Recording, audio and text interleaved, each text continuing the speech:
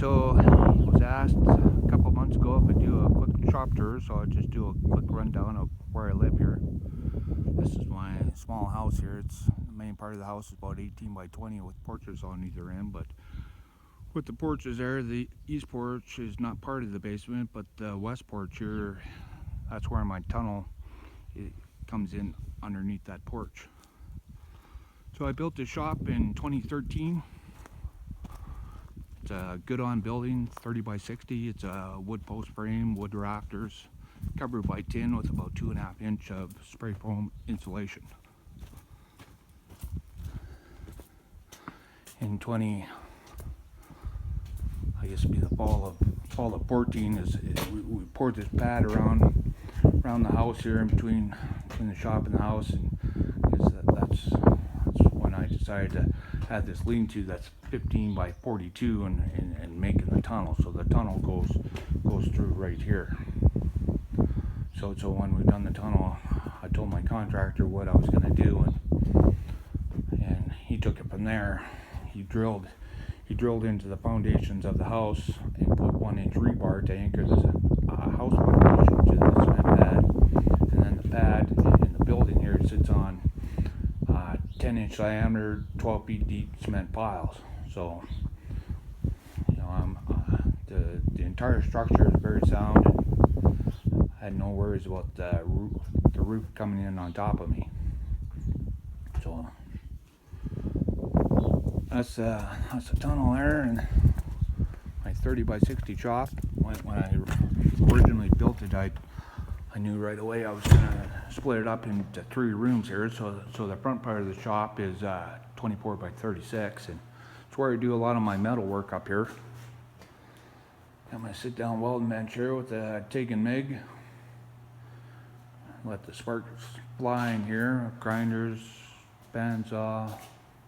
Got a bunch of chemical over there for my spring burn-off activities, so on. Move in here, the center part is where I keep my heat on all winter. It keeps this room about room temperature, not too bad. I got a 5,000 watt heater in each corner there. Keeps the room comfortable. Got my manual King mill and King lathe. I think the American versions are Grizzly. Self-taught machining. Don't know a great deal, but it's enough to do what I want to do. Build the stuff I want to build. A few miscellaneous tools. I've got about 48 feet of workbench here. Amazing how it builds up, but all relevant stuff that I use all the time. I should try to organize it better. This is where I do most of my repair work is right here, but it's filled up with parts from my JD850 that I tore apart a month ago because I had a couple of issues to fix on it, and parts left Germany March 18th and they're still not here yet 3 weeks later. It kind of pisses me off, but maybe next week they'll show up. When I tore the 850 down as much as I did, I decided to repaint most of the model. Traco here had to change the slip ring in the center there because that slip ring copper and brass parts are wore out and they weren't making proper contact anymore, and the tracks were running very erratic. So that was one issue that needed fixing, and parts from Germany. Also had trouble with my swing motor here. I was getting too much slop in the swing there, but it was just the set screws on the pin here that needed tightening up. So I tore my entire upper structure here completely apart so I could put this in my mill, so I could drill out this hole bigger. Before I always had to split the house from the undercarriage to get my motor out, because this pinion had to be taken out from the bottom, which wasn't accessed unless you pulled this off. So I got that hole bigger. Now in the future, if I have any trouble with my swing motor, I can take it out without having to separate the entire model. I decided to put a new boom on my JD850 while I was at it. You can see how it's all cracked out. Originally, this part here was busted out in shipping in 2010, and I built it up not bad with JB Weld, and quite a bit of the JB Weld is still there, but didn't do a perfect job of it. So with the pin wiggling a little bit here, then it broke out over here, and then holes and too much twisting action of the stick there. The stick cylinder, it was really hard on the eyes here. It would loosen them up and sometimes break them off, and it was just time for a new boom. So I got my cylinders all painted up, looking brand new again. Repainted my base plate to the upper structure. Repainted my counterweight. Just need to give my engine hood here a good cleaning, get it shined up. This is the new boom. This one showed up completely unharmed. Repainted my stick.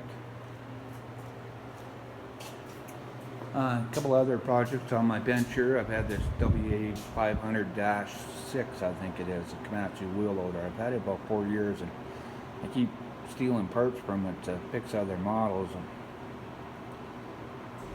And my build ambition just isn't what it once was. I gotta get this together soon. It'll be an awesome loader. Bunch of parts, spare parts. This here is my flagship. I bought this truck in 1995. It was a King hauler, and I got on the internet in April '98. Wasn't too much for RC forums back at that time, and I did get on a German forum. Found a couple of Germans that were bilingual, spoke or wrote pretty good English, and they helped me acquire parts from Germany. Like this Wetico telescope hydraulic cylinder. This is your bidirectional pump here. Built my own tank from heating duct tin, soldered it all together, made my own hydraulic tank and bidirectional pump. Puts the box up and down, lifts 20-25 pounds, and built it up at the time too. So this truck was probably done 2001 or 2. Completed it all. Clam dump. B lead there, hydraulic parts, Got this DX65 Komatsu dozer kit. Has a 6-way blade on it. Got this last fall just before harvest. Again, my build ambition is lacking, so I should have had this done this winter, but get cracking on it here maybe during the summertime. I don't have a whole lot of dirt to move out. There's a globe liner that was cut down, and it's got a Brady gear drive box on it. This is a stall dozer that was heavily modified by an American from Utah there. I bought it from him in 2009 or something. Can't remember. The cab there is from a John Deere dozer die-cast model he put on there, and very nice additional parts he added and paintwork. Supposed to be a 950J John Deere dozer. Full scraper there, bought from a guy in New York. This is a live bottom trailer. This here is a pretty nice show truck. Guy from New Jersey built this. He was another master metal fabricator. He was a vendor on the forums. He'd do turbo wings and a few other things, and then there's other vendors on RC forum that would do polished aluminum steps and bumpers and grills and fenders. And this truck is trucked out pretty good with lights and sound. The guy built about 30 trucks and never kept a one. Always wanted one of his. He always practically gave them away. The trucks were always custom painted, so I mean the paintwork is flawless on there. It just looks beautiful. Should get this thing in a glass case. This would be really sensitive to try and dust that off now. I guess one other model I got here is it's a 10 scale D9 dozer. I bought it from a Texan, and he was another guy that built a number of chopper bikes and hot rods, and this was his first ever RC model. So even though he knew how to work metal, he didn't know much about RC, and he came on our forum looking for advice, and we helped him get this thing going. And after he got it going, I think he had it another 3 years and then didn't want it no more. So I met up with him in St. Louis, Missouri, and bought it from him in October 2012. It needs a little bit of hydraulic rework, but for the most part, it's like he kept it out in an uninsulated shop in just south of Dallas, Texas, there in the summer heat of 120, maybe hotter. It just dried out the hydraulic lines here, made them rotten. And the last weekend, the Texan was using it. He kept bursting the hydraulic lines, so he never got much use out of it before I took it home. So I just got to rework the hydraulics on it. Not a big deal. I put a more modern junk pump in it and bigger fittings, flow lines, so it operates a little bit faster. There are 12 or 14 bolt DeWalt drill motors in there, and they're 2-speed. There's a servo in here to operate the 2-speed. This is a Linebach hydraulic system, which I'll upgrade to a junk pump and tank. And I've got a battery out my bench. I found a motorcycle battery that'll fit right up here in the front. It's probably about 750 amps, so should be able to run for several hours per charge. It's a lead acid battery, so with the nose weight, it will help keep the nose down and make it dig that much better. Before, he was using just small lead acid or small batteries that they fit up on top, and they're only 7.2 amps. That were giving them maybe an hour run time, so that motorcycle battery will certainly give me a lot more run time. He also built this, I forget how many cubic yard pan scraper that is, but he built that too. I don't have any models that are heavy enough to pull this thing, so it's pretty much just goes on that dozer. If you look on YouTube, I'll find a link to his channel. He's got about a dozen videos in there of running the dozer and pulling this pan scraper. It's pretty impressive how well it works. There's my 4206 lowboy down there. Anyway, I'm trying to keep this short. Keep moving along here. Back of my shop here is 18 by 20.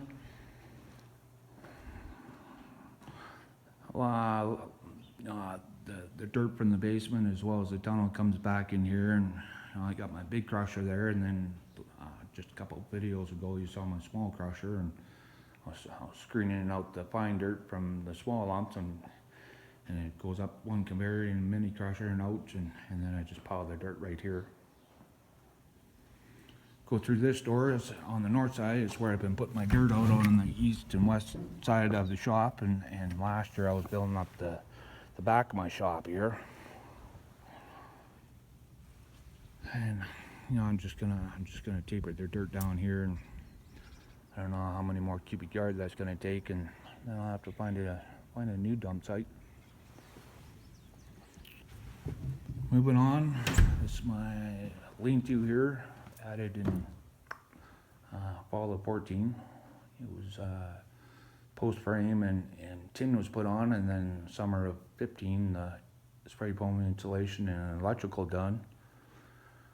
And then between June 23rd and July 12th, I think it was, I had 4 hailstorms, took away a lot of my crops, so thank God I had this tunnel for a great distraction while my neighbors are all out combining in August, September, because what little crop I had left didn't come in till last week of September. Worked at it through October, but I had hit out here August 1st till middle of September. It was a great project to keep my mind off my dismal farming. The old JD850 that's tore apart in there, it dug the complete tunnel here. Rough math, rough measurements, it's about 25 cubic meter, 28 cubic yard that I took out of here. I still got some work to do on the bottom steps here. I wanted to wait for it to dry out good, and then I just used an air chisel there and cut out, probably the last two steps. There's probably maybe a cubic yard to come out of there yet, but I go down, walk down the tunnel here, and the machinery travels down the ramp. Gets a little darker down here because I'm just using LED light bulbs in here. It's certainly bright enough for me to see where I'm going and digging and so on, but it's certainly not the best for trying to shoot video.